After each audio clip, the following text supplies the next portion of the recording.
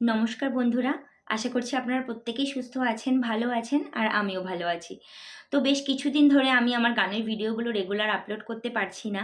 তার যে বিশেষ কারণ একটা আছে, এই সদ্য ২ মাস হলো আমি সদ্য মা হয়েছি। তো মা লক্ষ্মী এসছে আমার ঘরে।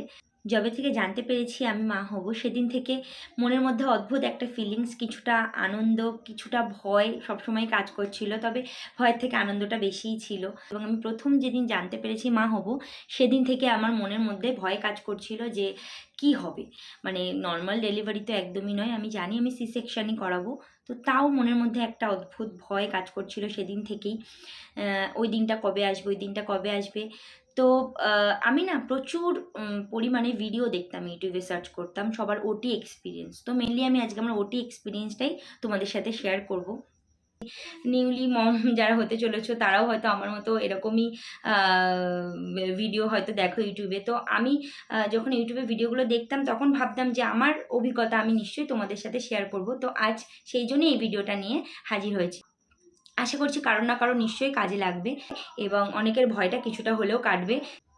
তো আমি প্রচুর ভিডিও দেখেছি এরকম, অনেকে বলেছে ভয় লাগে। এবার অনেকে ভিডিওতে দেখছি যে না, ভয়ের কিছুই নেই। আমার নিজের ননদ বা আশেপাশে যাদেরকেই দেখছিলাম যাদের সি সেকশন হয়েছে সবাইকেই শুধু জিজ্ঞেস করছিলাম যে কি হবে, মানে কি হয় মেনলি মানে ওটিতে। আমি যে ডক্টরকে দেখাতাম, ডক্টর উৎপল ঘোষ। তো উনি বদরতলা নার্সিং হোমের ডক্টর।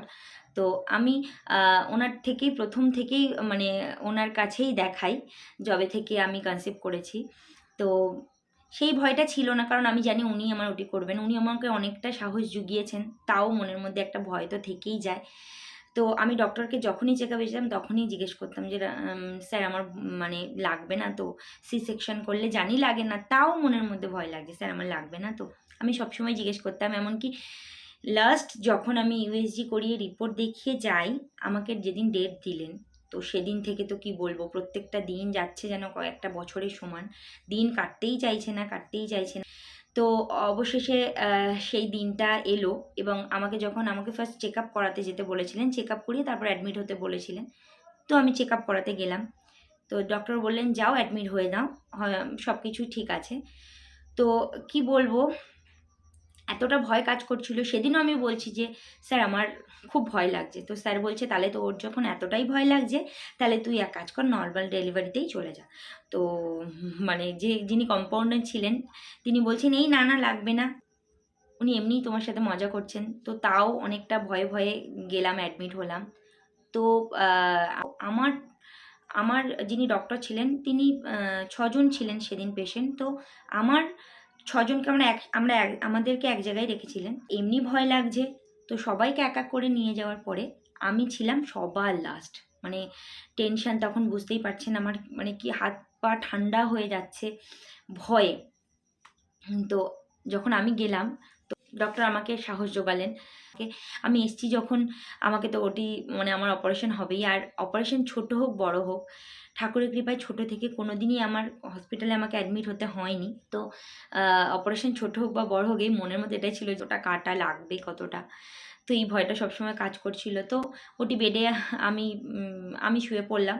তো তারপর অ্যানেস্থেসিয়ার ডক্টর এলেন। তো আমাকে ইনজেকশন দিলেন এবং এই ইনজেকশনের ব্যাপারটাতে আসি।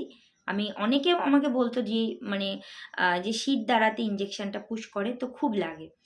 তো সত্যি কথা বলতে কোনো শির দ্বারাতে ইনজেকশন পুশ করে না। আমার যেটা মনে হলো সেটা কিনা অন্য দুটো হাড়ের মাঝখানে নিশ্চয়ই একটা গ্যাপ আছে। তো সেই গ্যাপে ইনজেকশনটা পুশ করে।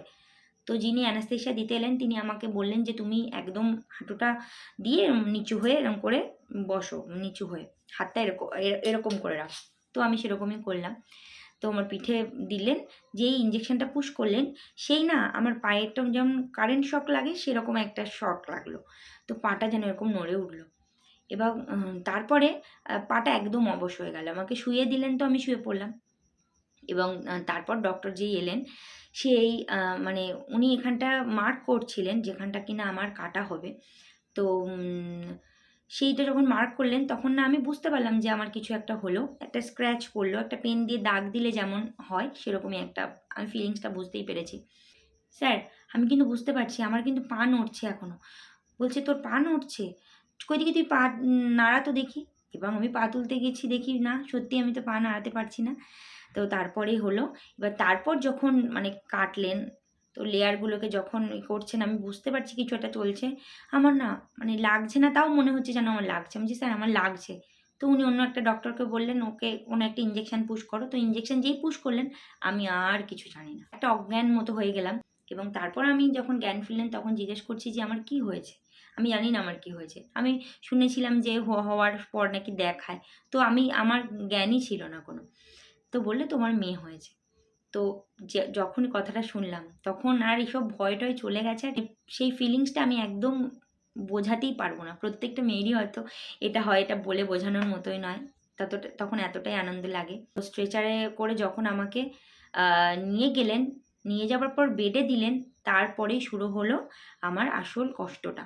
মানে পাটা পুরো অবশ, পা পুরো যন্ত্রণা করছে, কিন্তু আমি পাটা এক মুহূর্তেও পাটা কিন্তু নাড়াতে পারছি না। মানে পাটা নাড়ানোর কোনো ক্ষমতা নেই। তখন মনে হচ্ছে আমার পাটা যদি কেউ এসে মানে একটু চেপে দিত, মানে খুব যন্ত্রণা করছে, বমি পাচ্ছে। তখন আমি সিস্টারকে ডাকলাম যে, "সিস্টার আমার কিন্তু কষ্ট হচ্ছে, আমার বমি পাচ্ছে।" তখন উনি আমাকে মেবি কোনো একটা ইঞ্জেকশন দিলেন। তো তারপর আস্তে, আস্তে সেটা ঠিক হয়ে গেল। অনেকে বলেছিল যে নরমাল ডেলিভারি করতে ওটিতে পরে অনেক প্রবলেম হয় সি সেকশনে। তো আমি তাও বলেছিলাম, "না, আমি সি সেকশনই করাবো" এবং আমার বাড়ির লোকও তাই চেয়েছিল। কারণ নরমাল ডেলিভারির যে কষ্টটা দিনের জন্যে, তারপরে ঠিক হয়ে যায়। কিন্তু আমি সেই কষ্টটা নিতে পারবো না বলেই, যেহেতু আমার মা হেলথে আছে, মা কখনোই চাননি যে আমার নরমাল ডেলিভারি হোক। সবসময় বলতেন যে সি সেকশনই করাবো। তো আমি ভেবেছিলাম যে আমার কি এক্সপেরিয়েন্স হবে, আমি এই ভিডিওটা করব। তো এই তো গেল ওটিতে। মেন যে প্রবলেমটা ওটা আমি বলবো, আ সেটা সি সেকশন বা ওটিতে কোনো কিছুই হয় না। মানে একদমই তুমি কোনো ফিলই করতে পারবে না। তো মেন তোমার কষ্টটা শুরু হবে যখন কিনা বেডে দেবে এবং বেডে পরে যেই অবশটা যখন পায়ে তোমার ছাড়াবে। তো আমারও তাই শুরু হলো। তো আমাকে বেডে দেওয়ার পরে তো মাসিরা ছিলেন। মাসি যে আয়া মাসি থাকেন, উনি সত্যিই খুব হেল্পফুল। খুব, খুব তোমাদের করবে। মানে আ যতটা করবে না, মনে হবে যে হয়তো বাড়ির লোকই পাশে আছে। ওনারা এতটাই কেয়ার করেন, এতটাই যত্ন করেন। তো আমার ক্ষেত্রেও সেটাই হয়েছিল। তো আ এবং আমি যেহেতু আমার ওটি রুমের মধ্যে আমি আমার সোনার মুখটা দেখতে পাইনি। তো আমি যখন বেডে গেলাম তখন আমার কাছে এনে যখন দেখালো, তখন মুখটা দেখে সত্যিই মানে সেই ফিলিংসটা আমি কতটা আনন্দ পেয়েছি, খুব খুশি হয়েছিলাম। এবং আমার ওই ওটিটা অ্যারাউন্ড মানে 2:30 পৌনে 3টা নাগাদ শেষ হয়ে গেছিলো। তো ভিজিটিং আওয়ার্স ছিল 4টে থেকে। তো 4টের সময় যখন আমার বাড়ির লোক এলেন আমার সামনে, তখন আমি সত্যি কেঁদে ফেলেছিলাম। যখন আমাকে ওটিতে মানে নিয়ে যাওয়ার আগে আমার বাবা-মাকে দেখালো বা আমার হাসব্যান্ড ছিল, তখনও আমার খুব কষ্ট হচ্ছিল। আমার কান্না পাচ্ছিল। কিন্তু যেতে তো হবেই। আমি শুধু পেছনে ফিরে তাকাচ্ছিলাম। আর গিয়ে যখন আমাকে একা নিয়ে চলে গেছিল মানে সবাইকে রেখে, তখন আমি শুধু মা, বাড়ির লোক কখন আসবে? তো তারপরে যখন আমাকে ওটিতে নিয়ে যাচ্ছিল, তার আগে বাড়ির লোকের সাথে আমাকে দেখা করালো এবং ওটি থেকে বের করে ফার্স্ট ওদের সাথে মানে আমাকে দেখা করালো এবং আমি বললাম যে, "তোমরা দেখেছো?" তো সবাই বলল যে, "হ্যাঁ, ওনারা দেখেছেন।" মানে মা, হাসব্যান্ড, শাশুড়ি মা সবাই দেখেছেন।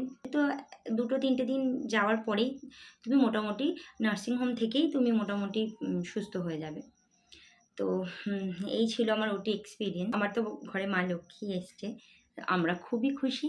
তো আমি আমার সোনাকে আ আপনাদের সাথে শেয়ার করব। এই দেখো আমার সোনা।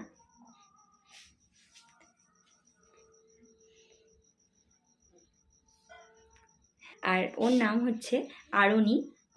ওর ভালো নাম আরণি চক্রবর্তী, আর ডাকনাম দিয়েছি পূর্বা। তো বিভিন্নজন বিভিন্ন নামে ওকে তো ডাকেই। ওকে নিয়ে যখন নার্সিংহোম থেকে আমরা বাড়িতে এলাম, তো তারপরে মাসিরা ওকে আশীর্বাদ করতে এসেছিলেন। তো ওকে আশীর্বাদ করে গেছেন। আর সেই সময় আমি কিছু ভিডিও রেকর্ড করে রেখেছি। সেই ভিডিওটা আমি আপনাদের সাথে শেয়ার করব।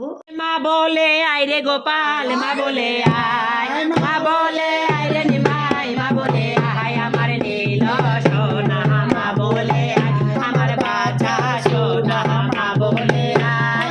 খেলতে রতন মনি আমার কোলের বাচ্চা দোলে, খেলতে রতন মনি আমার কোলের বাচ্চা দোলে, তোর কোলে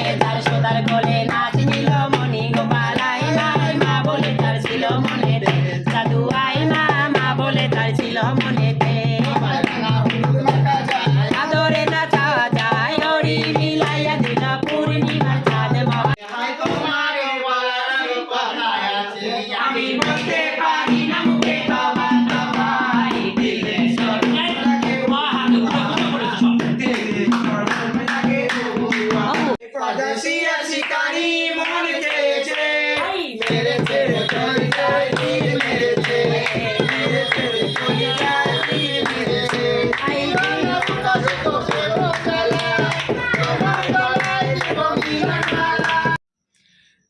তো ওকে অনেক আশীর্বাদ করবেন, না ও যেন অনেক বড় হতে পারে, মানুষের মতো মানুষ হতে পারে। আর আমার গানের ভিডিওগুলোকে যেমন আপনারা ভালোবাসা দিয়ে এসেছেন, তো পরবর্তীতে নিশ্চয়ই তেমনই ভালোবাসা দেখাবেন এই আশা রাখি। তো খুব তাড়াতাড়ি আমি আবারও একটু সময় করে আবারও গানের ভিডিও আপনাদের সাথে শেয়ার করব, বিভিন্ন রকমের গান শোনাবো। আপনারা যদি কিছু গান শুনতে চান তো সেটাও কিন্তু আমার কমেন্ট বক্সে আপনারা জানাবেন যে আপনারা কী ধরনের গান আমার কাছ থেকে শুনতে চান। তো আমি নিশ্চয়ই সেই ধরনের গান আমি আপনাদেরকে শোনাবো। আর এই ভিডিওটা যদি ভালো লেগে থাকে তাহলে প্লিজ আপনারা ভিডিওটি লাইক করবেন, কমেন্ট করবেন এবং আমার চ্যানেলটি সাবস্ক্রাইব করে আমার পাশে থাকবেন এবং পাশে থাকা বেল আইকনটি হিট করে দেবেন যাতে পরবর্তী ভিডিওর নোটিফিকেশান সবার আগে আপনাদের কাছে চলে যায়। তো চলুন এখনকার মতো এখানেই ভিডিওটি এন্ড করছি। দেখা হবে নতুন একটা ভিডিওতে। তো ততক্ষণ টাটা, বাই বাই, সবাই খুব ভালো থাকবেন। নমস্কার।